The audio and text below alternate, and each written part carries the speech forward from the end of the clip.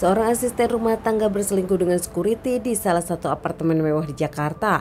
Ditemukan sudah tak bernyawa, ternyata pelakunya adalah selingkuhannya sendiri, security yang bekerja di sana. Kisah nyata kali ini terjadi di kawasan Jakarta Selatan, apartemen mewah di daerah Permata Hijau.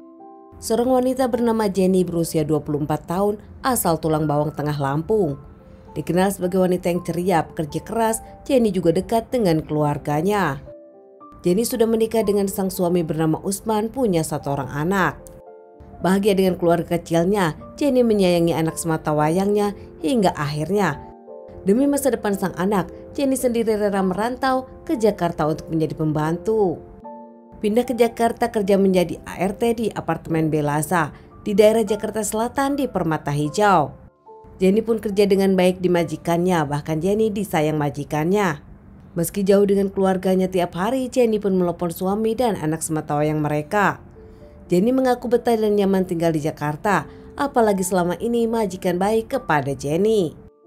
Pekerjaan Jenny sendiri lancar tanpa ada masalah. Di awal tahun 2016, Jenny menelepon sang suami, laporan kepada suaminya sendiri karena dirinya merasa tak nyaman. Di apartemen tersebut ada seorang laki-laki yang kerap menggodanya. Lelaki tersebut bernama Pepi Ferdianto berusia 24 tahun. Lelaki tersebut warga Banjar Ciamis yang juga merantau ke Jakarta bekerja sebagai security di apartemen Belasa tempat Jenny tinggal. Pepi sendiri merantau ke Jakarta, di kampung dirinya punya istri dan anak. Saat itu Jenny pun mengaku kepada suaminya kerap digoda dan dikejar-kejar Pepi. Usman, suami dari Jenny, merasa kasihan kepada Jenny, meminta Jenny untuk pulang ke Lampung. Saat itu sang suami Usman pun bahkan menawarkan kepada sang istri Jenny untuk berhenti kerja saja.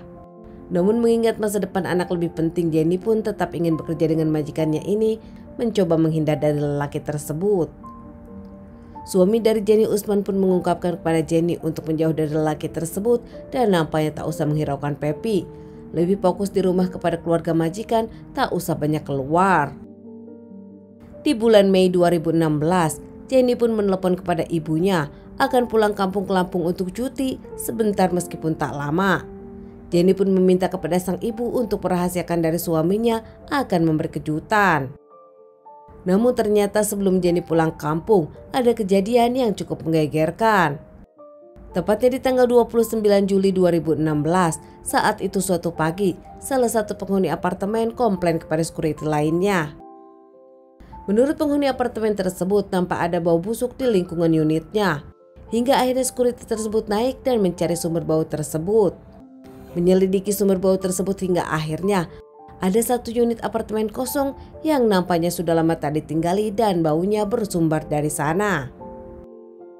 Membuka unit kamar apartemen tersebut dengan kunci cadangan, dirinya pun kaget menemukan sesuatu di karung bawah wastafel. Nampak sesuatu yang sudah busuk dan mengeluarkan banyak belatung. Security tersebut menyangka kalau itu adalah hewan, namun setelah diselidiki, dirinya kaget. Dalam karung tersebut ternyata sesosok jasad wanita.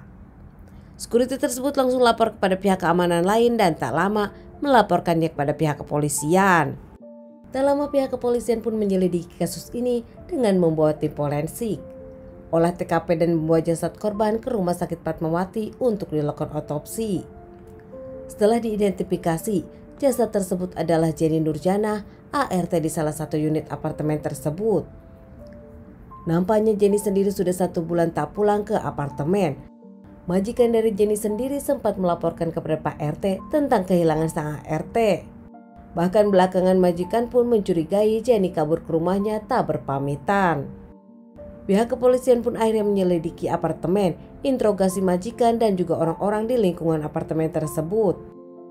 Mendengar penuturan dari majikan Jenny tersebut hingga akhirnya pihak kepolisian pun mengecek CCTV tempat kejadian di apartemen. Terlihat dalam CCTV tersebut, seorang pelaku dan pelakunya tak lain adalah Pepi, security apartemen tersebut. Pihak kepolisian pun akhirnya melakukan pencarian kepada Pepi yang ternyata sudah kabur ke kampung halamannya. Pepi diamankan di Banjar Ciamis di depan keluarganya. Pepi pun diamankan di rumah keluarganya di Banjar Ciamis di depan keluarganya. Pepi tak bisa membantah dan akhirnya mengakui dirinya pelakunya. Dari Banjar sendiri, Pepi pun dikembalikan ke Jakarta untuk mempertanggungjawabkan perbuatannya. Tanpa mengelak, akhirnya Pepi pun mengakui kalau dirinya pelakunya. Motifnya sendiri karena Pepi kesal. Jenny saat itu sempat menghina dan mengatai istri Pepi. Menurut Pepi, antara dirinya dengan Jenny ada hubungan. Saat itu bahkan mereka sudah berbulan-bulan berselingkuh. Jenny sendiri punya suami sementara Pepi pun punya istri. Tepatnya di hari kejadian yang Pepi ceritakan, mereka saat itu berjanjian di jam 10 siang. Bahkan mereka pun janjian di tangga darurat dekat unit apartemen majikan Yundi tinggal. Jenny dengan Pepi bertemu dan melakukan hubungan suami istri. Setelahnya mereka mengobrol. Setelah di percakapan itu, Pepi pun merasa kesal kepada Jenny yang kerap merendahkan istrinya. Bahkan Jenny saat itu mengungkapkan kalau istri Pepi tak sempurna, membuat Pepi berselingkuh dan memacari Jenny. Tak terima dengan perkataan Jenny, Pepi pun gelap mata hingga akhirnya mencekik dan membenturkan kepala Jenny beberapa kali hingga Jenny lemas.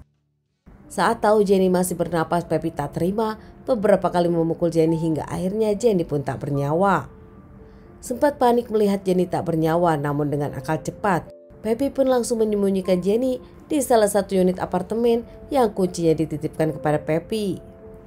Memasukkan Jenny ke karung dan tak lama menyimpan jasad Jenny di bawah wastafel. Pepi sendiri langsung keluar dari unit tersebut dan pulang ke rumahnya. Karena takut ketahuan, Pepi lebih memilih mengundurkan diri dan pulang ke kampung halamannya. Dari permasalahan ini Pepi diamankan dan menjalani beberapa kali persidangan hingga akhirnya divonis 15 tahun penjara. Sementara jasad Jenny dikembalikan ke keluarganya dan dilakukan pemakaman. Suami dari Jenny tak percaya dengan pernyataan Pepi. Suami dari Jenny yakin kalau Jenny mendapatkan perkosaan dari Pepi dan dihabisi kemudian disembunyikan. Keluarga Jenny pun merasa kehilangan Jenny untuk selamanya.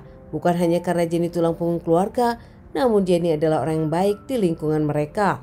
Bahkan Jenny pun meninggalkan anak sematawayang mereka di usia yang cukup belia. Teman-teman, sekian dulu bahasan kasus yang aku bawakan kali ini. Semoga ini bisa dijadikan pelajaran untuk kita dan ditunggu bahasan kasus-kasus selanjutnya.